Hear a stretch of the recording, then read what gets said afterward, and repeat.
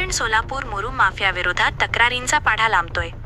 दक्षिण सोलापूरच्या कुंभारी हद्दीतील अंबिका सहकारी गृहनिर्माण संस्था आश्रम बापू परिसर गट क्रमांक 653/2 येथे अनाधिकृत मुरुम उपसा सुरू असल्याची गंभीर तक्रार भ्रष्टाचार विरोधी मंचने दिनांक जुलै 31 रोजी दक्षिण तहसील कार्यालयात दाखल केली होती। परंतु आजपर्यंत कोणतीही कारवाई झाली नसल्याने आज पुन्हा एकदा स्मरणपत्राद्वारे तहसीलदारांना तक्रार सादर करण्यात आली। यावेळी भ्रष्टाचार विरोधी मंचचे संस्थापक अध्यक्ष सादिक शेख, जिल्हा प्रचार व प्रसार प्रमुख बंदेनवाज शेख आणि अशफाक शेख उपस्थित होते। स्थानिक नागरिकांच्या अपेक्षा प्रशासनाने तात्काळ कारवाई करून मुरुम माफियांचा गैरकायदा थांबवावा। नमस्कार, मी सादिक शेख, संस्थापक अध्यक्ष भ्रष्टाचार विरोधी मंच महाराष्ट्र राज्य।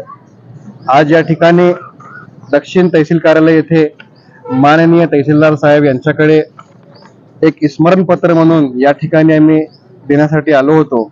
त्या स्मरणपत्राचा विषय असा आहे की दक्षिण सोलापूर कुंभारी हद्दीतील अंबिका सहकारी गृहनिर्माण संस्था आशाराम बापू या परिसरमध्ये गट क्रमांक 653/2 या ठिकाणी अनधिकृत मुरुम गेल्या अनेक दिवसापासून रात्री 10च्या नंतर त्या ठिकाणी मुरुम माफियांची टोळी खूप मोठ्या पद्धतीने त्या ठिकाणी अनधिकृतपणे मुरुम उपसा करत आहे। गेल्या 31/7/2025 रोजी याच विषयावर आम्ही मान्य तहसीलदार साहेब यांच्याकडे पत्र दिला होता, परंतु अद्यापही आजपर्यंत त्या मुरुम माफियावर कुठलीही कारवाई झाली नाही। म्हणून परत एकदा या ठिकाणी आज आम्ही स्मरणपत्र या ठिकाणी दिलेलं आहे।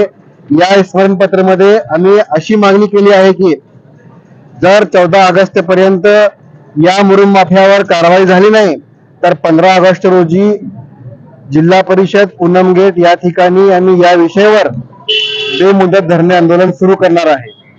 हेच आम्ही मागणी या ठिकाणी स्मरणपत्राद्वारे या ठिकाणी केलेली आहे।